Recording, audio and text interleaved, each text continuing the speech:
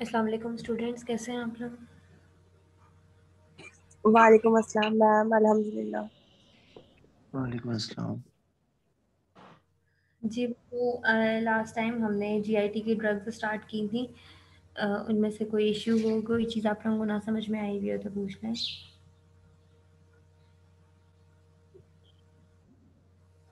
Yes ma'am. Mechanism of receptors एक बार समझा दें। यस मैम, ये mechanism of receptor and ma'am regulation of gastric acid secretions, क्योंकि ma'am उसमें ये कन्फ्यूजन है कि वो जो 3 हमारे पास एंजाइम हैं वो क्या नॉर्मल में भी ऐसे ही वर्क करते हैं या गर्ड में ऐसे करते हैं, जो डिजीज हम डिस्कस कर रहे थे। अच्छा ठीक है जी बच्चों, और कोई चीज़?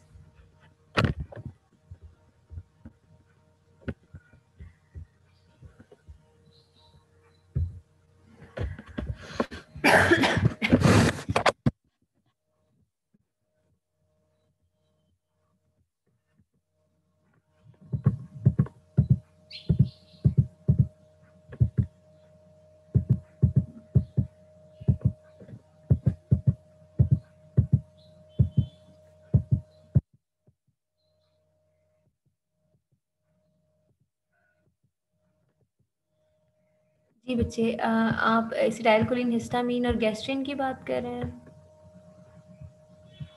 जी मैम, और हिस्टामाइन, एसिटाइलकोलाइन और गैस्ट्रिन, ये जो 3 मैम हमारे पास लोकल हार्मोन्स थे। आपने बोला कि ये स्टिमुलेट होते हैं और उसके बाद मैम रिसेप्टर के साथ अटैच होते हैं, तो वो मैम जस्ट ये गर्ड में नॉर्मल होगा या? एक्शन है। नहीं नहीं, ये नॉर्मल एक्शन है। ठीक है।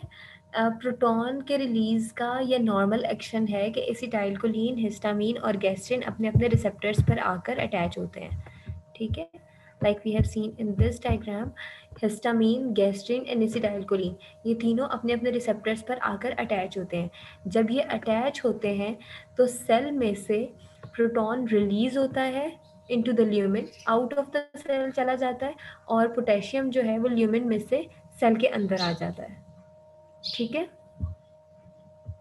In replacement of potassium yes ma'am. Release होता है। ठीक है, ये नॉर्मल मैकेनिज्म है प्रोटॉन के रिलीज का। So when we have to stop the proton कि वो रिलीज ना हो, तो हमें इन रिसेप्टर्स को ब्लॉक करना है। ठीक है, जिसको हमने प्रोटॉन पंप इनहिबिटर्स कहे हैं। प्रोटॉन पंप हो कैसे रहा है? हिस्टामिन, गैस्ट्रिन और एसिटाइलकोलिन के एक्टिवेशन से। इनके रिसेप्टर्स पे जब ये आके अटैच होते हैं, एक्टिवेटेड हो जाते हैं और प्रोटॉन रिलीज होता है थ्रू प्रोटॉन पंप। हमें उस प्रोटॉन पंप को स्टॉप करना है। उस प्रोटॉन पंप को स्टॉप करने के लिए हम हिस्टामिन, गैस्ट्रिन और एसिटाइलकोलिन को स्टॉप कर देंगे कि वो अपने रिसेप्टर्स पे आके अटैच ना हो। ठीक है, ये नॉर्मल मैकेनिज्म है, ये गर्ड में नहीं हो रहा, ये नॉर्मल मैकेनिज्म है। मैम अगर ये नॉर्मल है तो हम इन्हें क्यों ब्लॉक क्यों करेंगे? बेटा बताया तो है, ताकि प्रोटॉन रिलीज ना हो। प्रोटॉन पंप इनहिबिटर्स हमने पढ़े थे कि ये मेडिसिन जो प्रोटॉन के रिलीज होने की वजह से एसिडिटी इंक्रीज होती है। ठीक है, ओके HCl मैम। बनेगा ना ज़्यादा से ज़्यादा, हमें उसको कम करना है ताकि हमारी पेप्टिक अल्सर डिजीज जो है वो कम हो जाए। तो हमें प्रोटॉन्स को कम करना है जो हमारे ल्यूमेन में आ रहे हैं। जब हमने प्रोटॉन को कम करना है तो हमें उसके पीछे जो वजह है, जो प्रोटॉन रिलीज करा रही है, जो कि ये रिसेप्टर्स है, हमें उनको बंद करना पड़ेगा। ठीक हो गया?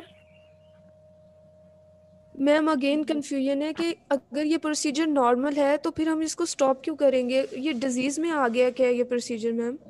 जी बच्चे, डिजीज के केस में हम इसको ब्लॉक करेंगे। This procedure is occurring normally in our body. ठीक है, यह हमारी बॉडी में नॉर्मली हो रहा है, लेकिन एक पेशेंट है उसमें पेप्टिक अल्सर डिजीज डेवलप हो गई है उसके स्टमक में, उसमें हमने इसको स्टॉप करना है, प्रोटॉन के रिलीज को। ठीक है, ओके मैम। हम ज्यादा प्रोड्यूस होगा तो उसको हमने कम करने के लिए ब्लॉक करना है ना?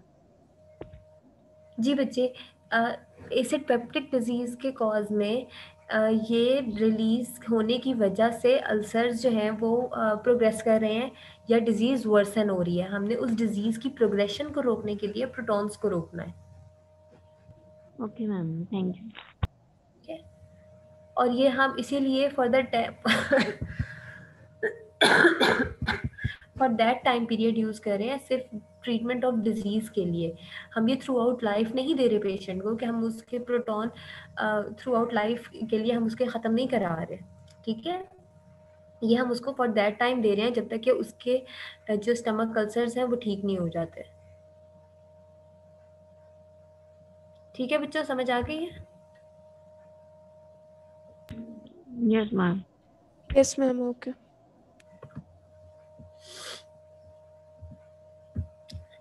बच्चे आगे शुरू करते हैं। आज हम पढ़ेंगे बाकी की ड्रग्स जो कि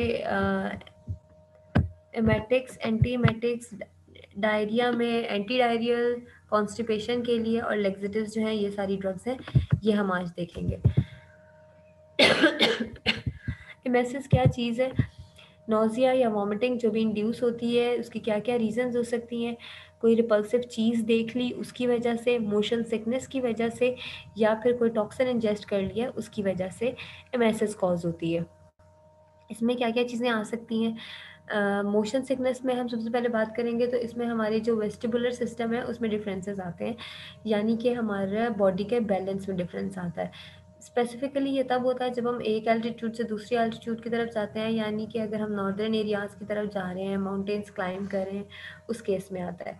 या फिर हमारा वेस्टिबुलर सिस्टम डिस्टर्ब हो जाए, वो और किस केस में हो सकता है, जैसे बहुत ज़्यादा हैवी राइड्स लिए हैं, झूले वगैरह बहुत ज़्यादा ले लिया या बहुत हाई स्पीड में कुछ ले लिया है, उसकी वजह से आ सकते हैं ये। Seeing something repulsive, seeing something repulsive में कोई ऐसी चीज़, कुछ ऐसे जिसकी वजह से नोज़िया हो जाए और उसके फिर वॉमिटिंग इंड्यूस हो जाए। इसमें मोस्ट कॉमनली तो ये कि किसी को वॉमिटिंग करते देख लें तो ही आ जाती है। इंजेस्टिंग ए टॉक्सिन में कोई ऐसा सब्सटेंस जो कि स्टिमुलेट कर दे जाके गैस्ट्रोइंटेस्टाइनल लाइनिंग को, या फिर कोई ऐसी मेडिसिन जैसे कि हमने कीमोथेरेपी की मेडिसिन पढ़ी कि उनकी वजह से एमेसिस इंड्यूस हो जाती है। किस किस केस में होती है एमेसिस? मोशन सिकनेस में, प्रेगनेंसी में, हेपेटाइटिस में और कीमोथेरेप्यूटिक एजेंट्स की वजह से। कीमोथेरेपी इंड्यूस्ड एमेसिस में क्या क्या फैक्टर्स होते हैं? कौन सी ड्रग है, मतलब is that drug causing emesis और नॉट, उसकी डोज क्या दी जा रही है, वो कितनी डोज में असर करती है, कितनी डोज में जाके वो एमेसिस कॉज करती है, उसका रूट ऑफ एडमिनिस्ट्रेशन क्या है, पर ओरल दी जा रही है, आईवी में है, आईएम है, किस तरीके से वो दी जा रही है। शेड्यूल ऑफ एडमिनिस्ट्रेशन, दिन में कितनी दफ़ा दी जा रही है या क्या उसकी फ्रीक्वेंसी है वो ड्रग लेने की जिसकी वजह से एमेसिस कॉज होगी।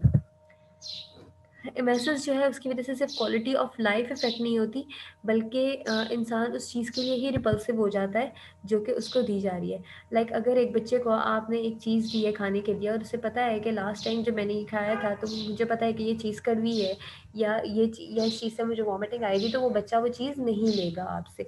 इसी तरीके से जब हम कैंसर पेशेंट्स में उनको ड्रग्स दे रहे हैं एंड दे नो कि हमें इस मेडिसिन से वॉमिटिंग आती है, तो दे विल अवॉइड दैट। और उसकी वजह से ये होगा कि जो प्रॉपर हम क्योर करने के लिए, कैंसर को क्योर करने के लिए मेडिसिन हम यूज़ कर रहे हैं, जो कि कॉज कर रही है एमेसिस, वो उससे रिपल्सिव हो जाएगा पेशेंट और वो ट्रीटमेंट पे असर कर सकता है। अनकंट्रोल्ड वॉमिटिंग की वजह से क्या क्या हो सकता है? डिहाइड्रेशन हो सकती है, मेटाबॉलिक इम्बैलेंसेस हो सकते हैं और न्यूट्रिएंट डिप्लीशन हो सकती है। कीमोथेरेप्यूटिक एजेंट्स कैसे वर्क करते हैं, एमेसिस किस तरीके से होती है? दो रिसेप्टर्स हैं जिन पे वो असर करके और एमेसिस कॉज करते हैं। उनमें कौन कौन से आ गए? डोपामीन रिसेप्टर्स हैं और सेरोटोनिन रिसेप्टर्स हैं। होता क्या है कि सेरोटोनिन रिसेप्टर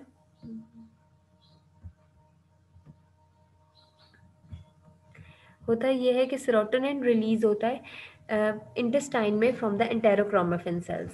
सेरोटोनिन रिलीज हुआ, ये जाएगा और जाके एक्टिवेट कर देगा सेरोटोनिन रिसेप्टर्स को vagal and splanchnic afferent fibres पे। ये एक्टिवेट हो जाएगा और वहाँ से फिर सेंसरी सिग्नल जाएगा मेडुला में, और मेडुला में जाके एमेटिक सेंटर को, उसको वॉमिटिंग सेंटर को एक्टिवेट करेगा और वहाँ से वॉमिटिंग इंड्यूस हो जाएगी। ये मैकेनिज्म है कीमोथेरेप्यूटिक एजेंट्स का in case of serotonin receptors. Next चीज़ आ गई हमारे पास कि कीमोथेरेप्यूटिक ड्रग्स जो हैं वो पेरिफेरली भी एक्ट कर सकते हैं, यानी कि जीआईटी ट्रैक में जीआईटी में सेल डैमेज कॉज कर सकते हैं जिसकी वजह से वॉमिटिंग इंड्यूस हो जाए। क्या मैकेनिज्म्स हैं जो वॉमिटिंग को ट्रिगर करते हैं? 2 ब्रेन स्टेम की साइट्स हैं जिनमें कीमो रिसेप्टर ट्रिगर जोन आ गया जो कि डायरेक्टली रिस्पॉन्ड करता है किसी भी केमिकल स्टिमुलाई को जो कि ब्लड में या फिर सीएसएफ में प्रेजेंट हो। नेक्स्ट चीज़ है हमारे पास वॉमिटिंग सेंटर। जो वॉमिटिंग सेंटर है वो एफरेंट रिस्पॉन्सेज लेता है कहाँ से? वेस्टिबुलर सिस्टम से या फिर पेरिफेरी से। वेस्टिबुलर सिस्टम से लेगा इन केस ऑफ मोशन सिकनेस और पेरिफेरी से लेगा इन केस फेरिंग्स और गैस्ट्रोइंटेस्टिनल ट्रैक में कहीं पे इरिटेशन कॉज हो जाएगी। तो ठीक है बच्चों, ये समझ आइए आप लोगों को? आगे चलें। Yes ma'am. अब हम बात कर रहे हैं that we have to cause emesis. ठीक है, इमेसिस कॉज करनी है हमने। इमेसिस हम किस केस में कॉज करना चाहते हैं? कोई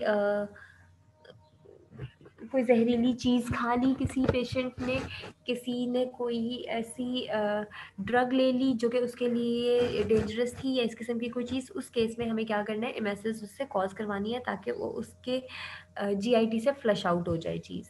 उसके लिए हमें क्या उसके लिए बेस्ट तरीका तो यही है कि उसे हॉस्पिटल सेटिंग में लेके जाएं और उसके वॉश आउट वगैरह करवाएं उसका जीआईटी। लेकिन जब तक हम हॉस्पिटल सेटिंग में नहीं जा सकते या हम किसी ऐसे रिमोट एरियाज़ में हैं जहाँ पे हम फ़ौरन से उसकी ये गैस्ट्रिक लवाज का काम नहीं कर सकते, हमें वहाँ पे क्या करना है कि उसको हमें क्या करना है कि कोई ऐसे सिरप उसको देना है या कोई ऐसी चीज़ देनी है जिसकी वजह से उससे उसी टाइम पे वॉमिटिंग हो जाए और जो भी चीज़ उसके स्टमक में गई है वो बाहर निकल आए। उसके लिए हम क्या यूज़ करते हैं? आईपीकैक एक सिरप है, सिरप ऑफ आईपीकैक। ये एक प्लांट से डिराइव किया गया है, इपिकैचुआना नाम है, वटेवर जो भी नाम है इसका, इससे डिराइव किया गया है इसे, और ये इंड्यूस करता है एमएसएस को। इसके साइड इफ़ेक्ट्स में क्या है? ड्राउजीनेस होती है, इससे डायरिया और स्टमक एक होती है। कॉन्ट्राइंडिकेशन इसकी कोई भी नहीं है इसके यूज़ की, सिर्फ ये कि अगर रिस्क हो टॉक्सिसिटी का विक्टिम को तो ये यूज़ कर सकते हैं। किस केस में? कि जब तक हम इसे हॉस्पिटल किसी इमरजेंसी में नहीं लेके जा सकते।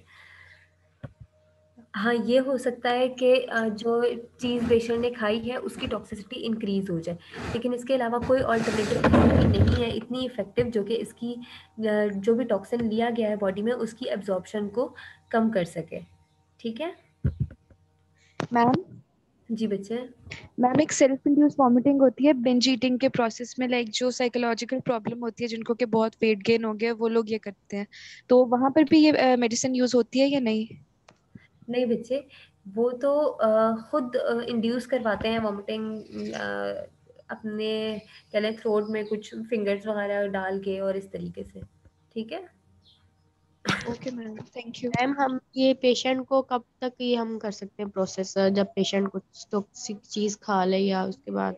जी बेटा, यही मैं इस स्लाइड में भी यही बताने लगे थे कि जैसे ही पेशेंट ने कोई टॉक्सिक चीज़ खाई है आप उसको ये सिरप दे दें।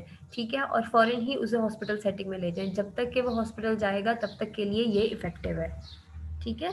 कोई भी इमरजेंसी क्रिएट नहीं हो पाएगी। 30 टू 90 मिनट्स ऑफ इंजेक्शन जब उसने किया है तो आप उसे दे सकते हैं ये, और उसके बाद आप उसे ले जाएं। और प्रॉपर ट्रीटमेंट यही है कि हॉस्पिटल में उसका डेफिनेटिव ट्रीटमेंट दिया जाए, और उस ट्रीटमेंट को भी ये कॉन्ट्रा इंडिकेट नहीं करती या उसके साथ इंटरफेयर नहीं करती। यानी कि ये नहीं कि अगर आपने पेशेंट को ये दे दिया है सिरप और बाद में आप उसे हॉस्पिटल लेके गए हैं एंड दे विल से कि आपने फलाना सिरप दे दिया था जिसकी वजह से अब इसकी तबीयत और ज़्यादा ख़राब हो गई है या नहीं सही हो रही, या किसी भी ट्रीटमेंट को वो इंटरफेयर नहीं करती। ठीक है? नेक्स्ट चीज़ मैम हमारे अगर पास, ये सिरप अवेलेबल ना हो तो उंगलियों वाला प्रोसीजर करें? तो उसे हॉस्पिटल ले जाए बच्चे। उंगलियों वाला प्रोसीजर ना करें, किसी के हलक में उंगलियां ना डालें उसे वॉमिटिंग कराने के लिए। जिसने खुद जहर खाया है उसके हवास इस तरीके से नहीं होंगे कि वो अपने हलक में खुद उंगलियां डाल के वॉमिटिंग करे, इसलिए आप भी कोशिश ना करें कि इस किस्म की कोई कोशिश करें, उसे हॉस्पिटल ले जाएं। नेक्स्ट हम आते हैं ओके मैम। एंटीएमेटिक्स। ठीक है?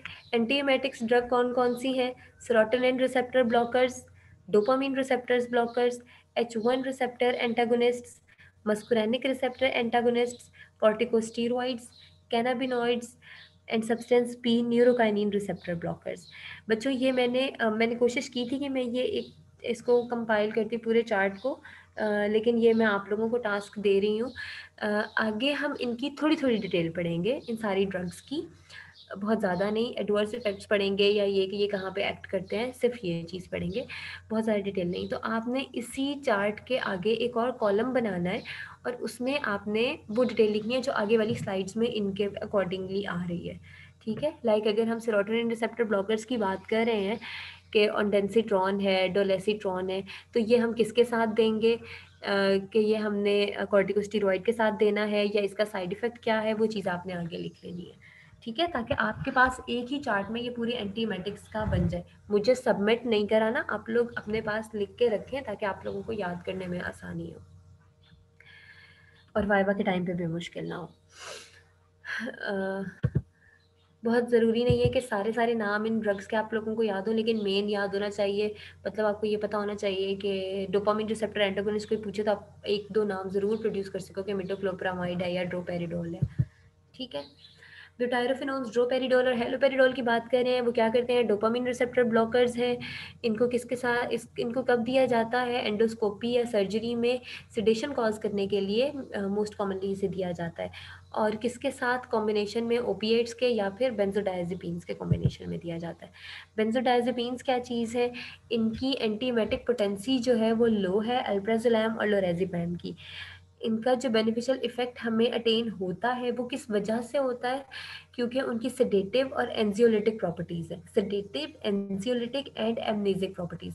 सेडेटिव का मतलब ये है कि वो हुनूदगी कॉज करते हैं, एंजियोलिटिक यानी कि वो एंजाइटी को ओवरकम करते हैं, और एमनेसिक प्रॉपर्टीज़ मतलब थोड़ी देर के लिए वो वहाँ से उसको वो चीज़ भुला देते हैं या उस सराउंडिंग्स को थोड़ी देर के लिए वो काम डाउन कर देते हैं।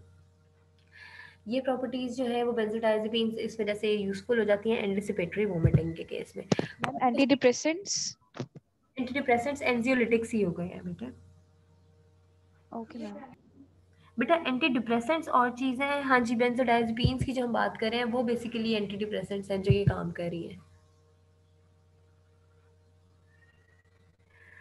नेक्स्ट आगे कॉर्टिकोस्टेरॉइड्स। कॉर्टिकोस्टेरॉइड्स में dexamethasone and methyl prednisolone use होता है। अकेले भी यूज़ हो सकते हैं, लेकिन अकेले भी जब इनको यूज़ किया जाएगा तो वो तभी इफेक्टिव है जब माइल्ड या मॉडरेट केस हो। सिवियर वॉमिटिंग के केस में हमें इन्हें किसी चीज़ के साथ ही यूज़ करना है। इनका जो एंटीमेटिक मैकेनिज्म है वो अननोन है, लेकिन ये प्रोस्टाग्लैंडिन्स को ब्लॉक करते हैं, इस वजह से इनकी एंटीमेसिस प्रॉपर्टी है। हिस्टामिन या डोपामिन रिसेप्टर एंटागोनिस्ट के साइड इफ़ेक्ट्स देखते हैं। जो कॉमन साइड इफ़ेक्ट्स हैं इनके, वो वेल टॉलरेटेड होते हैं। उसके लिए किसी भी चीज़ की, मेडिसिन की या किसी भी किस्म की मैनेजमेंट की ज़रूरत नहीं है, जिसमें हेडेक आ जाता है और कॉन्स्टिपेशन आ जाती है। रेयरली जो होते हैं सिम्टम्स, उसमें हिकअप्स आ जाती हैं, इचीनेस आती है और ट्रांजिएंट बाइल्डनेस है। ये रेयर सिम्टम्स है, लेकिन ये वेल टॉलरेटेड है। Sorry, side effects rare side effects हैं लेकिन वेल टॉलरेटेड है। जबकि जो एंटीसाइकोटिक्स के आते हैं साइड इफ़ेक्ट्स, उनमें क्या आ जाता है, blurred vision, dry mouth, dizziness, restlessness and seizures. ये थोड़े से डिफ़िकल्ट टू मैनेज हो जाते हैं। इसके अलावा एक्स्ट्रा पिरामिडल इफ़ेक्ट्स आते हैं जिसमें टार्डिव डिस्काइनेसिया आ जाता है, यानी कि सडन मूवमेंट्स, जर्की सी मूवमेंट्स आ जाती हैं बॉडी में। इस वजह से इनकी कॉन्ट्राइंडिकेशंस हैं। कॉन्ट्राइंडिकेशंस क्या है, फेनोथायाजीन से एलर्जी हो तो नहीं देना, ग्लोकोमा के केस में नहीं देना क्योंकि ये आइज़ पे इफेक्ट कर रहे हैं, ब्लड विजन कॉज कर रहे हैं। लिवर डिजीज़ के केस में नहीं देनी, प्रोस्टेट और ब्लैडर के प्रॉब्लम्स में नहीं देनी है। सेरोटोनिन रिसेप्टर एंटागोनिस्ट ये हम पहले भी बात कर चुके हैं इनकी, जो हमने पहले देखा था कीमोथेराप्यूटिक के केस में, कीमोथेराप्यूटिक ड्रग्स के केस में कि सेरोटोनिन रिसेप्टर्स पे कैसे एक्ट करती हैं एंटीमेसिस। होता क्या है कि लिवर में मेटाबोलाइज होती हैं, लिवर में मेटाबोलाइज होके डोलेसिट्रॉन जो कि ड्रग है उसका एक्टिव मेटाबोलाइट बन जाता है हाइड्रोक्सी डोलेसिट्रॉन, ठीक है। यह हाइड्रोक्सी डोलेसिट्रॉन जो है ये फिर फर्दर जाके सेरोटोनिन पे एक्ट करता है। दस क्योंकि लिवर में इनका मेटाबॉलिज्म हो रहा है, तो जिन पेशेंट्स में लिवर इंसफिशिएंसी होगी, हेपेटिक इंसफिशिएंसी होगी, कोई लिवर डिजीज़ होगी, उन पेशेंट्स में हमने इनकी डोज़ को एडजस्ट करके देना है कि वो उनके लिए जो है वो बेनिफिशियल अमाउंट में ही दी जाए, वो लिवर पे एक्ट ना करे। और इनकी एलिमिनेशन कहाँ से होती है? यूरिन के थ्रू। कौन कौन सी ड्रग्स आती हैं इसमें? ऑन्डेंसिट्रॉन है, ग्रेनिसिट्रॉन है, और ये एक्सीलेंट है उस केस में जो कीमोथेरेपी से इंड्यूस होते हैं नोजिया एंड वॉमिटिंग। सब्स्टिट्यूटेड बेंजामाइड्स हैं। सेवरल सब्स्टिट्यूटेड बेंजामाइड्स जो हैं उनकी एंटीएमेटिक एक्टिविटी है, जिसमें मिटोक्लोप्रामाइड आ जाता है। इसके अलावा इनका एंटी डोपामिनर्जिक साइड इफ़ेक्ट्स जो हैं उसमें सेडेशन है, डायरिया है, एक्स्ट्रा पिरामिडल सिम्टम्स हैं, और जो इसके यूज़ को लिमिट कर देते हैं, जिसकी वजह से हम इसे कम यूज़ करते हैं। ठीक है। कैनाबिनोइड्स क्या चीज़ है? मैरिजुआना के डेरिवेटिव्स हैं ये, इसमें ड्रोनाबिनोल, नेबिलोन आते हैं। ये इफेक्टिव है मॉडरेट इमेटोजेनिक कीमोथेरेपी के। इसके साइड इफेक्ट्स में डिस्फोरिया आ जाएगा, hallucination, sedation and disorientation. Dysphoria आता है मूड स्विंग्स, बेचैनी, घबराहट सी, हर चीज़ बुरी बुरी सी लगना, और इस तरह से। हेलुसिनेशन है, सेडेशन एंड डिसोरिएंटेशन है। सब्सटेंस पी या न्यूरोकाइनिन 1 रिसेप्टर ब्लॉकर्स हैं। इसमें एप्रेपिटेंट आता है। एप्रेपिटेंट क्या करता है? न्यूरोकाइनिन रिसेप्टर को ब्लॉक कर देता है ब्रेन में, और वहाँ से फिर जो है वो एमएसएस के सेंटर को एक्टिवेट नहीं करता। ओरली दिया जाता है डेक्सोमेथासोन के साथ या पेलोनेसिट्रॉन के साथ। और इसके मेटाबॉलिज्म कैसे हो रहा है? साइटोक्रोम P3A4 एंजाइम के थ्रू। ये एंजाइम्स आप लोगों ने पढ़े होंगे, मेटाबॉलिज्म जो करा रहे होते हैं, लिवर में होते हैं या ब्लड में प्रेजेंट होते हैं, जो कि ये मेटाबॉलिज्म करा रहे होते हैं ड्रग्स का। ये आप लोगों ने पहले पढ़े होंगे, ये होपफुली याद हो आप लोगों को। ठीक है बच्चा, आगे चलते हैं। डायरिया के केस में डायरिया क्या होता है? इंक्रीज्ड मोटिलिटी हो जाती है जब जीआईटी की या फिर डिक्रीज्ड एब्जॉर्प्शन हो जाती है फ्लूइड की, तो उसकी वजह से डायरिया हो जाता है। इंक्रीज्ड मोटिलिटी का मतलब ये है कि जो भी खाया वो प्रॉपर्ली एब्जॉर्ब नहीं हुआ, क्योंकि मोटिलिटी इतनी फास्ट थी जीआईटी की कि वो एक्सक्रीट हो गया। या फिर डिक्रीज्ड एब्जॉर्प्शन ऑफ फ्लूइड में क्या हो रहा है कि फ्लूइड इनटेक तो ज़्यादा था लेकिन वो एब्जॉर्ब नहीं हो सका और एज सच ही एक्सक्रीट हो गया। इसके लिए हम एंटी डायरियल ड्रग्स देंगे। एंटी डायरियल ड्रग्स दो तरह की हो जाएंगी, या तो हम मोटिलिटी को कम करेंगे एंटी मोटिलिटी एजेंट्स देके, या फिर एड्सॉर्बेंट्स देंगे जो कि फ्लूइड को एब्जॉर्ब करवा लें। और ड्रग्स दें, या फिर ऐसी ड्रग्स देंगे जो कि फ्लूइड को मॉडिफाई कर दें या इलेक्ट्रोलाइट की ट्रांसपोर्ट को मॉडिफाई कर दें। डायरिया कॉज कैसे होता है? टॉक्सिन से, माइक्रो ऑर्गेनिजम्स की वजह से, जिसमें शिगेला, साल्मोनेला वगैरह आ गए हैं, या फिर किसी एंटीबायोटिक के साथ एसोसिएटेड होता है कोलाइटिस। कोलाइटिस मतलब इन्फ्लेमेशन हो जाती है। इंडिकेशंस क्या है ट्रीटमेंट की? कि डायरिया को 2 से 3 दिन से ज़्यादा हो गए हो, सिवियर डायरिया हो जाए चिल्ड्रन में या एल्डरली में, 2 से 3 दिन से पहले भी दे सकते हैं उनके केस में, या फिर क्रॉनिक इन्फ्लेमेटरी डिजीज़ हो जाए, या फिर स्पेसिफिक कॉज डिटरमिन हो जाए कि इस वजह से डायरिया हुआ है, तो उस कॉज को एलिमिनेट करने के लिए हम ड्रग दे देंगे। एंटी डायरियल एजेंट्स में सबसे पहले एंटी मोटिलिटी एजेंट्स हैं। एंटी मोटिलिटी एजेंट्स में क्या आ जाएगा? डाइफेनॉक्सिलेट है और लोप्रामाइड है। इनका क्या होता है? ये एनालॉग्स हैं मेपिरेडीन के, और इनका ओपियोइड लाइक एक्शन होता है गट पे। मैकेनिज्म इनका क्या होता है कि ये क्या करते हैं? प्री साइनेप्टिक ओपियोइड रिसेप्टर्स को एक्टिवेट कर देते हैं एंटेरिक नर्वस सिस्टम में, और वो इनहिबिट करता है एसिटाइलकोलिन रिलीज को, और जिसकी वजह से पेरिस्टालसिस स्टॉप हो जाती है। पेरिस्टालसिस ही इंक्रीज हुई हुई थी, जो हम कहेंगे ना मोटिलिटी इंक्रीज हुई हुई थी, तो पेरिस्टालसिस को स्टॉप करने के लिए एसिटाइलकोलिन के रिलीज को स्टॉप करवाते हैं। जब एसिटाइलकोलिन रिलीज स्टॉप हो जाता है तो पेरिस्टालसिस डिक्रीज हो जाती है। इसके साइड इफेक्ट्स में ड्राउजीनेस आती है, एब्डोमिनल क्रैम्प्स आते हैं, और डिजीनेस आती है। नेक्स्ट चीज़ है एड्सॉर्बेंट्स। एड्सॉर्बेंट्स में बिस्मथ सब सैलिसलेट दिया जाता है, मिथाइल सेलुलोज या एल्यूमिनियम हाइड्रोक्साइड। ये क्या करते हैं? इंटेस्टिनल टॉक्सिन्स को एब्जॉर्ब करते हैं, माइक्रो ऑर्गेनिजम्स को, और एक प्रोटेक्टिव लेयर बना देते हैं इंटेस्टिनल म्यूकोजा पे। Agents that modify fluid and electrolyte transport, उसमें बिस्मथ सब सैलिसलेट आ जाते हैं। ट्रैवलर्स डायरिया के केस में ये यूज़ होता है। ये फ्लूइड की सिक्रीशन जो बाउल में हो रही है उसको कम कर देता है, और इसका जो एक्शन है वो भी इसी वजह से होता है कि वो एक कोटिंग बना देते हैं, प्रोटेक्टिव कोटिंग बना देते हैं म्यूकोजा पे। क्लॉस्ट्रिडियम डिफिसाइल क्या चीज़ है? मेजर कॉज है डायरिया का और कोलाइटिस का, जो उनमें एंटीबायोटिक्स ले रहे हो। फीकल ओरल रूट है इसका ट्रांसमिशन का। इसके 3 स्टेप्स हैं इन्फेक्शन के। पहली चीज़ ये कि ये ऑल्ट्रेशन करवा देता है नॉर्मल फीकल फ्लोरा की। नेक्स्ट चीज़ ये है कि कोलोनिक कोलोनाइजेशन करा देता है। तीसरी चीज़ ये है कि ये वहीं पे टॉक्सिन्स को प्रोड्यूस करता है और ग्रो करता है, और इसके इन्फेक्शन की वजह से कोलाइटिस भी हो सकता है और टॉक्सिक मेगाकोलोन कॉज हो सकता है। इसका ट्रीटमेंट में क्या करेंगे कि जो ड्रग इसको कॉज करवा रही है सबसे पहले उसे डिसकंटिन्यू कर देंगे। नेक्स्ट चीज़ है कि मेट्रोनिडाजोल देंगे। मेट्रोनिडाजोल लिवर और रीनल इम्पेयरमेंट के केसेस में कॉन्ट्राइंडिकेटेड होगी। वेनकोमाइसिन दे देंगे, लेकिन वेनकोमाइसिन भी रीनल इम्पेयरमेंट के केसेस में कॉन्ट्राइंडिकेटेड है। नेक्स्ट हमारे पास आ गई कॉन्स्टिपेशन। कॉन्स्टिपेशन में क्या करेंगे?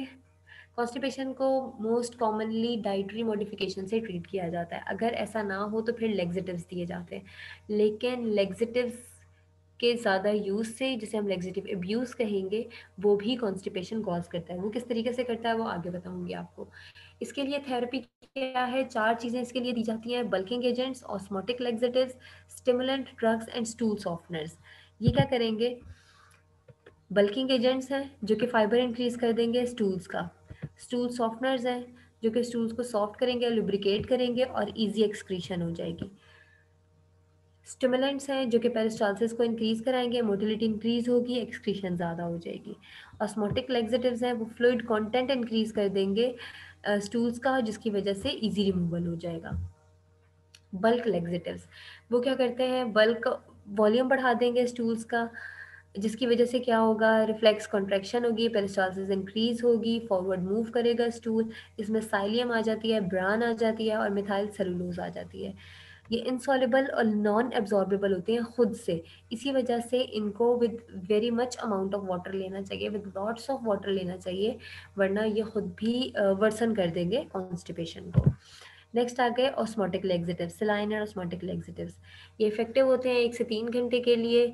ये इंटेस्टाइन को वॉश आउट करने के लिए यूज़ होते हैं, for example in case of surgery या पॉइजनिंग। मतलब सर्जरी से पहले अगर आपने जो है वो क्लियर करवाना है जीआईटी, तो फिर हम उस केस में यूज़ कर सकते हैं। फ्लूइड जो है वो बाउल में ड्रॉन होता है बाय ऑस्मोटिक फोर्स, जिसकी वजह से वॉल्यूम इंक्रीज हो सकता है और पेरिस्टालसिस इंक्रीज हो जाता है।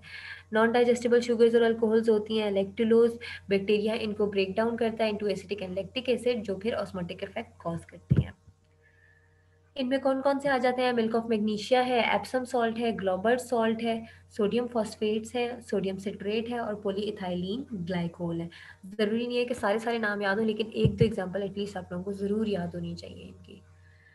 स्टूल सॉफ्टनर्स हैं जिन्हें एमोलिएंट्स भी कहते हैं। ये क्या करती हैं? इनमें कौन कौन से हैं? डोकोसेट, सोडियम है, लिक्विड पैराफिन है या फिर ग्लिसरीन सपोजिटरीज हैं। ये सॉफ्टन कर देती हैं और इजी रिमूवल हो जाता है। इरिटेंट या स्टिमुलेंट लेग्जेटिव्स हैं। ये क्या करते हैं? इंटेस्टाइनल मोटिलिटी को इंक्रीज करते हैं, जीआई म्यूकोजा को ये इरिटेट करते हैं, जिसकी वजह से वाटर लियमन में आ जाता है। सिवियर कॉन्स्टिपेशन हो उस केस में यूज़ होता है कैस्टर ऑयल है, सेना है, बाइसाकोडाइल है, ल्यूबिप्रोस्टोन है, प्रोस्टाग्लैंडिन E1 डेरिवेटिव है जो कि स्टिमुलेट करता है क्लोराइड चैनल्स को और क्लोराइड रिच सिक्रीशंस कॉज करता है। लेग्जेटिव एब्यूज़ क्या चीज़ थी? होता क्या है? मोस्ट कॉमन कॉज है ये कॉन्स्टिपेशन की। इसमें क्या होता है कि कोलोन को ज़्यादा टाइम चाहिए फिल होने के लिए। उसको इंटरप्रेट किया जाता है एज आफ्टर कॉन्स्टिपेशन। एक दफ़ा जब वॉश आउट हो गया है, अब क्या हुआ कि ज़्यादा टाइम चाहिए रिफिलिंग के लिए। मीनवाइल पेशेंट को फील होता है कि ये जो है वो दोबारा से कॉन्स्टिपेशन की तरफ जा रही है चीज़, इस वजह से पेशेंट दोबारा ले लेता है लेक्सेटिव। उससे क्या होता है? रिपीट किया उसने यूज़ को, उसकी वजह से क्या हुआ? Loss of water and salts हो गया, जिससे एल्डोस्टेरॉन रिलीज़ हुआ। उसके रिलीज़ होने की वजह से रीअब्जॉर्प्शन हुई है इंटेस्टाइन में और रीनल एक्सक्रीशन हो गई पोटेशियम की।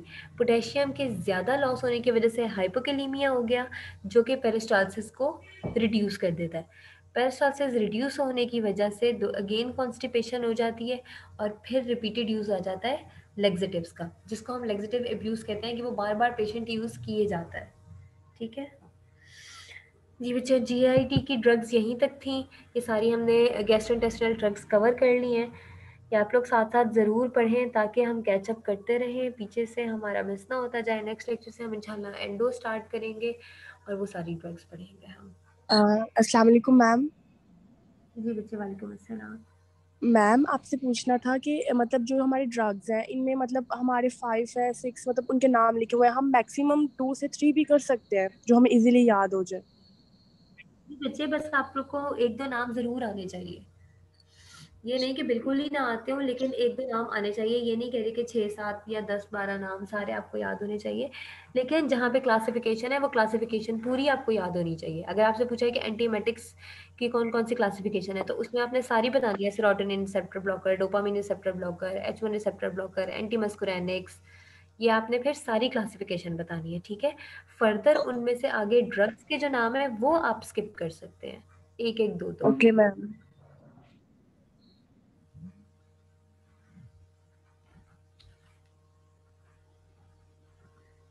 जी बच्चों, आप लोग कोई कोई किसी ने कोई क्वेश्चन पूछना हो तो पूछ लीजिए। मैम लेक्चर्स हैं एलएमएस? जी बच्चे, फर्स्ट लेक्चर है एलएमएस पे, उसकी रिकॉर्डिंग भी है। 1 सेकंड रुकिएगा बच्चों। Excuse me ma'am. मैम किएगा रुक।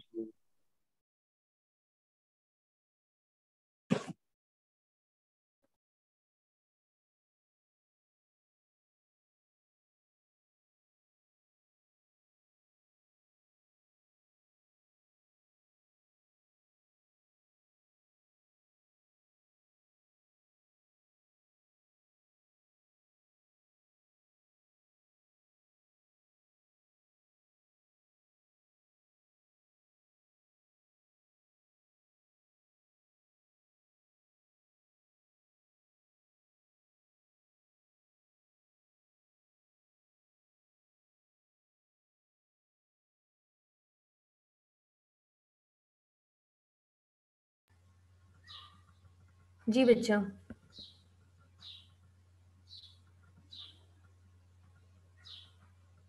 जी बच्चों, आप में से कोई क्वेश्चन कह रहा था? अस्सलाम वालेकुम मैम। जी जी जी बच्चे।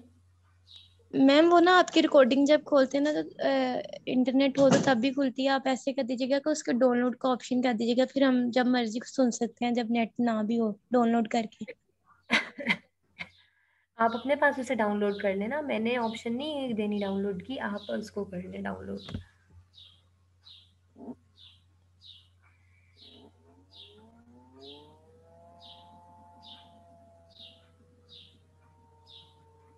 जी बच्चों, और किसी ने कोई चीज़ पूछनी है? एलएमएस पे ये स्लाइड्स अपलोड नहीं है, सिर्फ रिकॉर्डिंग थी। नहीं बच्चे, लेक्चर अपलोड है। मैम स्टडी वैसे मटेरियल डाउनलोड में है। करते हैं। बच्चे लेक्चर अपलोड है, आप लोग देखें, स्टडी मटेरियल में लेक्चर है। यस मैम लेक्चर है, लेकिन वो रिकॉर्डिंग डाउनलोड नहीं होती। बेटा कर लें आप अपने पास, आपने खुद डाउनलोड करनी है।